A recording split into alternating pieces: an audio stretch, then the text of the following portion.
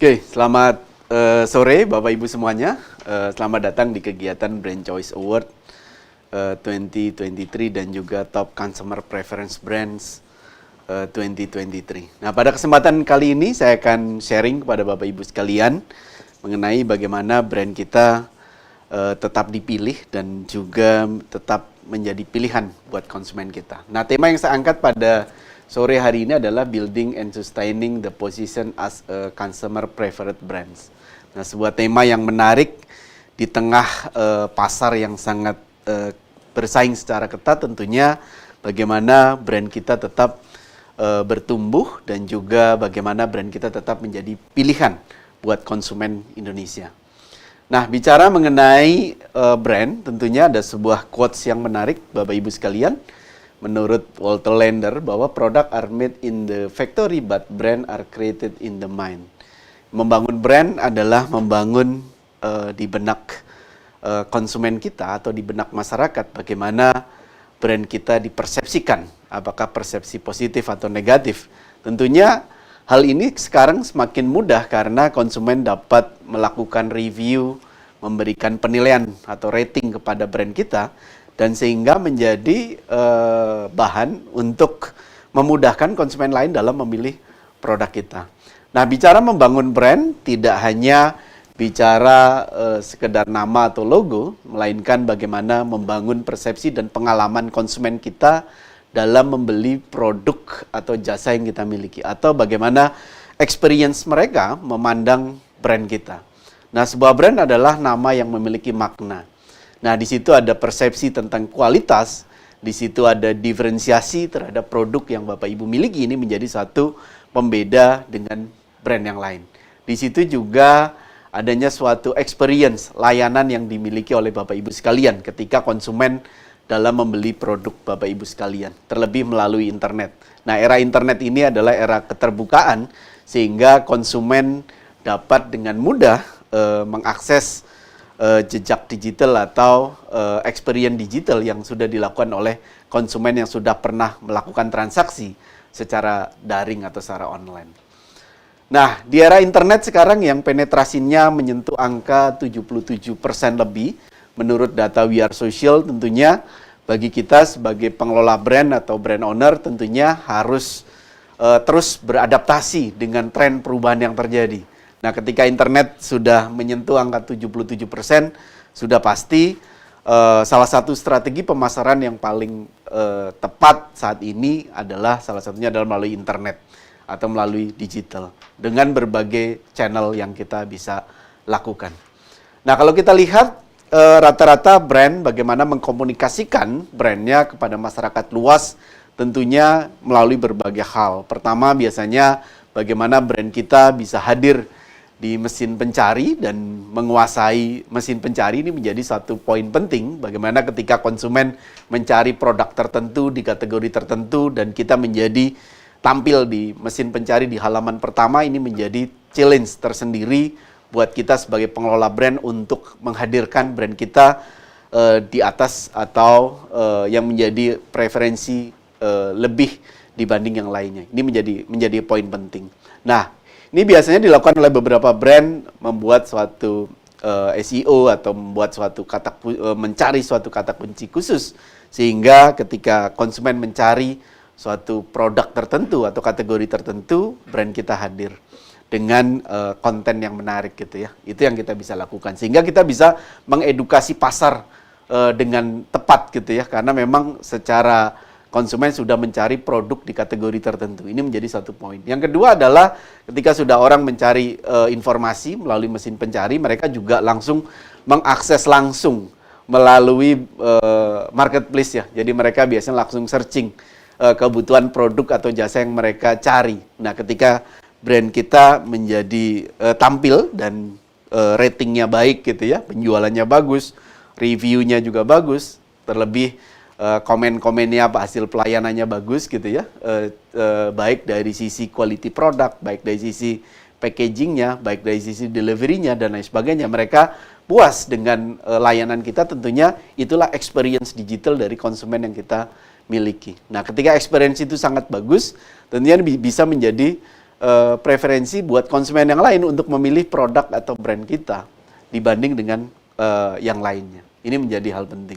Nah, di era digital juga membangun engagement melalui berbagai sosial media gitu ya, baik Instagram, Facebook gitu ya, YouTube atau TikTok ya. TikTok yang sekarang lagi hot ya. Kemarin melalui social commerce-nya, penjualan TikTok ketika orang menjual produk melalui TikTok Shop itu luar biasa penjualannya. Dan terakhir sudah ada larangan ya. Kelihatannya tren ke depan marketplace akan kembali marak kembali gitu ya, karena memang ada aturan baru gitu ya. Ini menjadi challenge. Nah, selain itu Bapak Ibu, membangun brand juga adalah bagaimana brand kita dipersepsikan baik oleh media juga. Bagaimana kita mengkomunikasikan melalui media digital atau media online yang jumlahnya sekarang sangat besar gitu ya.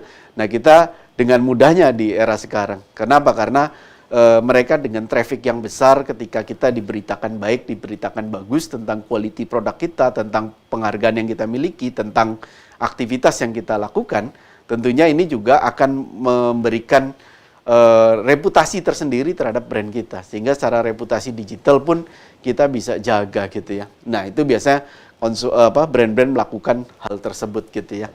Nah, tentunya biasanya landing penjualannya melalui berbagai marketplace, atau bahkan beberapa perusahaan sudah membangun aplikasi atau membangun e-commerce sendiri supaya mereka bisa kontrol betul bagaimana tingkat penjualan mereka. Nah, peran media saya kira ke depan akan sangat berpengaruh bagaimana brand kita bisa unggul dibanding brand yang lain.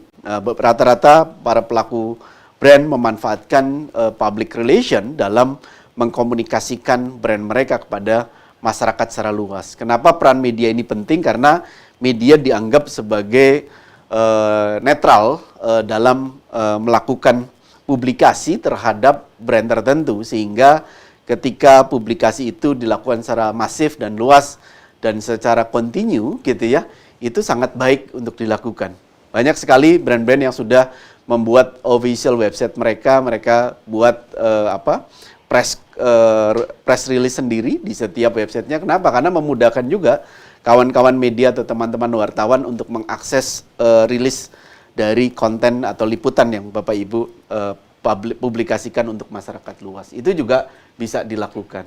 Nah, kalau kita lihat Bapak Ibu, tren sekarang itu kalau kita lihat bagaimana sih perilaku konsumen dalam mengakses sebuah informasi sampai mengambil suatu keputusan, biasanya ketika konsumen mulai mengenali kebutuhan mereka gitu ya, saya membutuhkan produk tertentu misalkan ya, apa sih yang akan mereka lakukan? Sudah pasti langkah yang pertama adalah pencarian informasi. Nah, kalau dulu pencarian informasi bisa bertanya ke teman, ke keluarga, ke kawan dan lain sebagainya. Kalau sekarang mereka dengan mudahnya mereka ambil smartphone mereka bisa langsung melakukan penelusuran. Dalam waktu sekian detik mereka bisa mendapatkan informasi. Dan di situ juga langsung direct kita bisa langsung komunikasi dengan prinsipal atau dengan penjual dari tim CS atau tim penjual dari brand yang mereka menjual suatu produk tersebut. Dengan mudahnya gitu ya.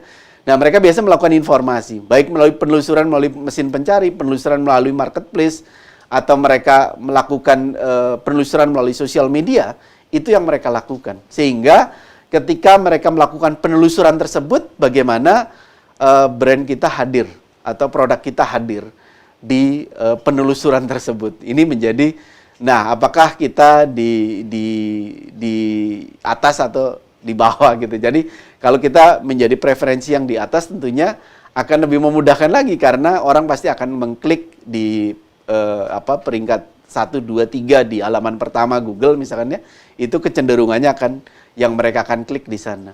Nah, yang kedua adalah pasti mereka akan bandingkan Bapak Ibu. Mereka akan melakukan evaluasi antara satu produk dengan produk yang lain, baik secara harga, kualitas, benefit gitu ya, manfaat, layanan, mungkin review rating itu juga mereka akan lihat. Nah, sebelum mereka mengambil suatu keputusan dalam pengambilan suatu produk tertentu. Nah, ketika kebetulan transaksi di produk Bapak Ibu sangat tinggi, tentunya ini juga menjadi nilai tersendiri buat orang semakin percaya, oh ternyata produk ini sudah banyak dibeli oleh masyarakat. Yang kedua, ratingnya di atas, misalkan ratingnya 4,8, 4,9, tentunya orang semakin percaya, pede untuk membeli. Apalagi kalau kita lihat reviewnya bagus gitu ya. Nah, itu juga mereka akan lihat. Nah, sekarang juga banyak juga ya influencer atau KOL yang melakukan review terhadap produk. Itu juga sangat berpengaruh sekarang, karena biasanya kalau kita ingin tahu lebih dalam, tahu lebih deep terhadap suatu produk tertentu, apalagi harganya mahal gitu ya, sudah pasti dia ingin mendapatkan informasi yang lebih. Biasanya mereka akses video-video review dari suatu produk tertentu. Nah, ketika mereka mendapatkan review yang bagus gitu ya, itu juga sangat menginfluence terhadap perilaku konsumen untuk melakukan keputusan dalam melakukan pembelian. Nah, ketika konsumen melakukan keputusan pembelian ini kan channelnya sangat beragam Bapak Ibu. Mereka bisa saja langsung melakukan transaksi secara online, baik melalui marketplace atau chat langsung ke WA gitu ya, atau mereka direct langsung ke toko offline. Sehingga komunikasi secara online itu sangat berpengaruh terhadap keputusan konsumen dalam membeli produk di offline juga gitu ya. Kenapa? Karena konsumen akan melakukan penelusuran melalui berbagai channel gitu ya. Itu yang mereka lakukan. Nah, ketika mereka sudah memutuskan produk tertentu atau brand tertentu gitu ya, pasca pembeliannya apa sih gitu ya, sudah pasti pasca pembelian kalau mereka experience-nya bagus, mereka merasakan benefit atau manfaat dari produk yang mereka beli gitu ya, dan mereka melihat dari harga dan kualitas dan juga manfaat yang mereka dapatkan, mereka anggap bagus gitu ya, sudah pasti tingkat loyalitas itu akan muncul, akan timbul gitu ya. Saya akan beli produk tersebut lagi gitu ya. Nah, itu mereka akan teringat kembali dengan apa yang mereka sudah transaksikan. Nah, terlebih di era sekarang sudah terfasilitasi dengan review dan rating gitu ya. Dan juga kita bisa akses tersebut. Nah, itulah perilaku konsumen di era digital saat ini, Bapak Ibu sekalian. Nah, kalau kita lihat Bapak Ibu, apa sih yang dilakukan konsumen? Trust & Co beberapa waktu lalu melakukan survei terhadap konsumen di Jabodetabek gitu ya. Apa sih alasan konsumen atau responden ketika akan melakukan transaksi online yang diakses informasinya itu melalui apa saja? Nah, ternyata sosial media ini tinggi, 78%. Artinya apa? Membangun sosial media, membangun engagement, komunikasi dua arah dengan followers atau fans kita, atau mungkin konsumen kita bisa melalui sosial media. Nah, sosial media itu akan sangat berpengaruh. Kenapa? Karena setiap hari orang berada di sosial media.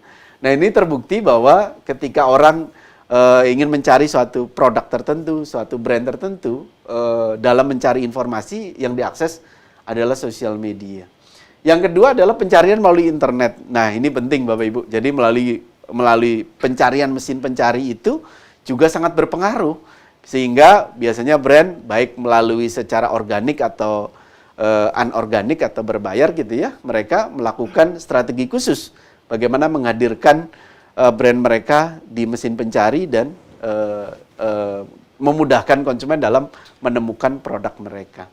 Nah, selain itu juga dipengaruhi oleh rekomendasi pengguna lain gitu ya, itu juga sangat berpengaruh ya, karena itulah konsumen kita. Sudah pasti ketika era keterbukaan sekarang itu akan memudahkan konsumen dalam menemukan produk-produk yang mereka butuhkan. Selain itu juga ada iklan di berbagai media ya Bapak Ibu. Sekarang dengan mudahnya kita membuat campaign khusus atau campaign tertentu dan kita bisa ukur berapa reach-nya, berapa engagement-nya, berapa yang komen, berapa yang direct message ke kita dan lain sebagainya, atau ujungnya pasti berapa yang akan transaksi dengan kita, berapa jumlah conversion rate-nya, kita bisa ukur gitu ya.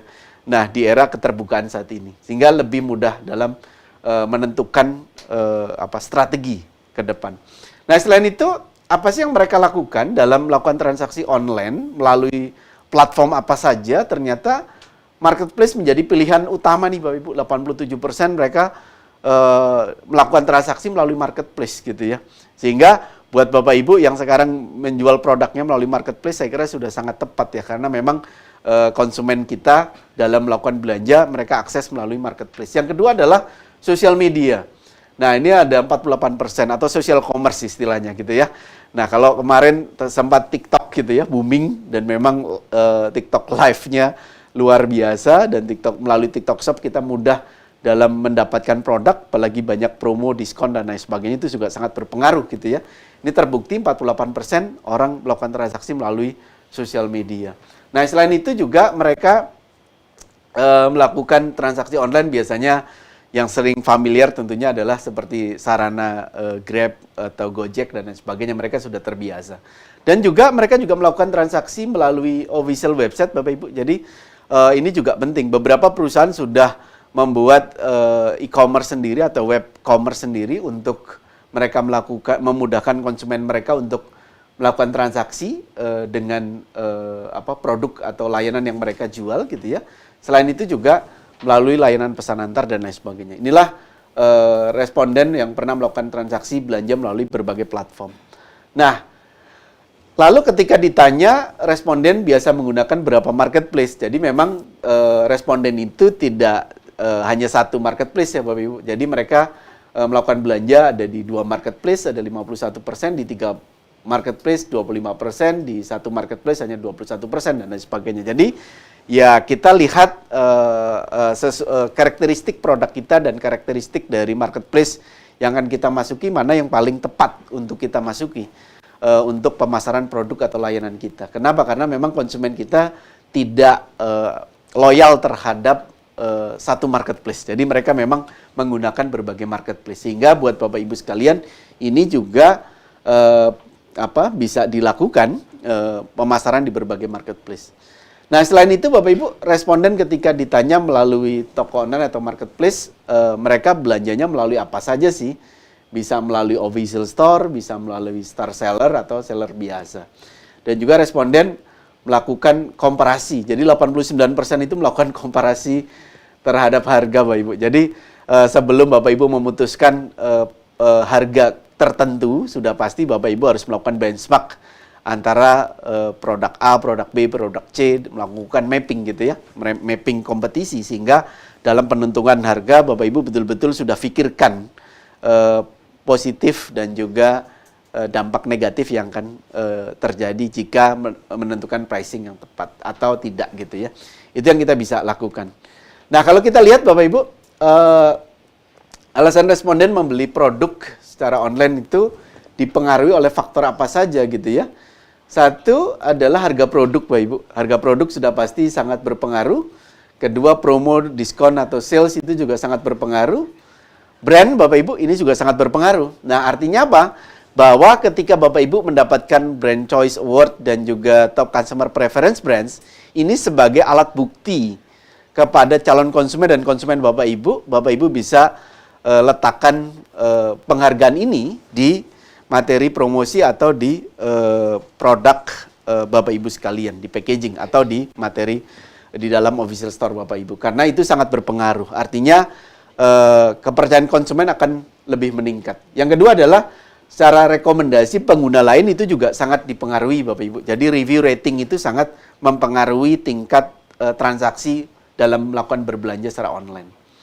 Nah, selain itu Bapak Ibu juga perlu melakukan mapping kompetisi ya antara brand satu dengan brand yang lain. Satu kategori kadang ada yang sampai 20 pemain, ada satu kategori ada 10 pemain, ada satu kategori 15 pemain. Mapping kompetisi itu secara baik secara ulasan, pencarian, transaksi, rating, review, bahkan communication yang mereka lakukan, baik di sosial media maupun di media digital dan lain sebagainya, Bapak Ibu bisa melakukan mapping supaya langkah-langkah strategi yang Bapak Ibu lakukan akan lebih tepat sasaran gitu ya, ketika melakukan kompetisi di dalam bisnis Bapak Ibu sekalian.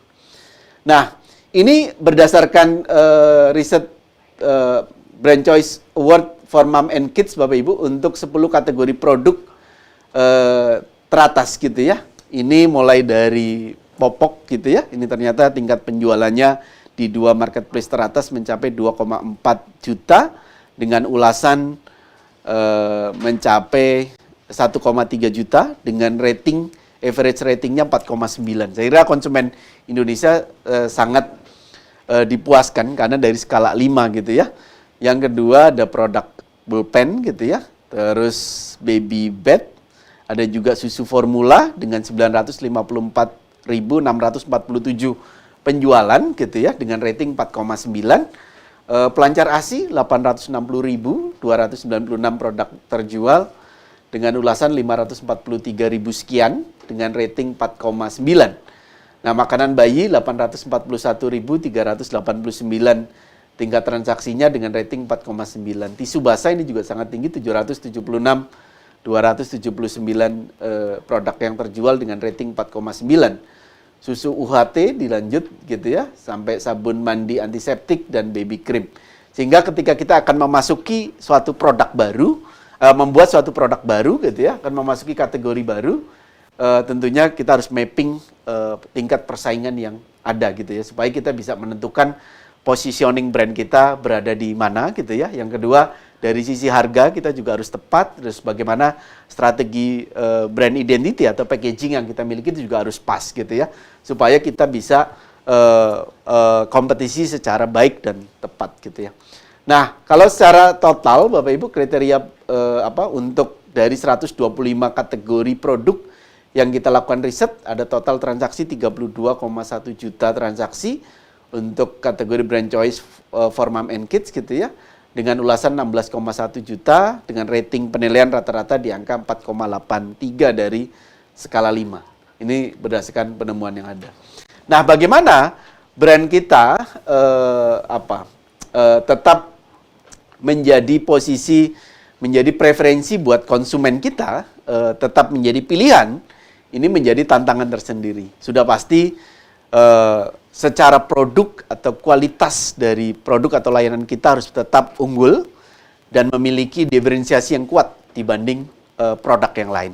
Itu menjadi poin pertama. Yang kedua adalah mengkomunikasikan brand kita kepada masyarakat luas melalui berbagai channel, baik melalui media digital, social media, search engine gitu ya, maupun melalui marketplace dan juga sarana aplikasi yang lain gitu ya. Itu kita bisa lakukan. Yang kedua adalah kita jaga image dari brand kita, reputasi dari brand kita.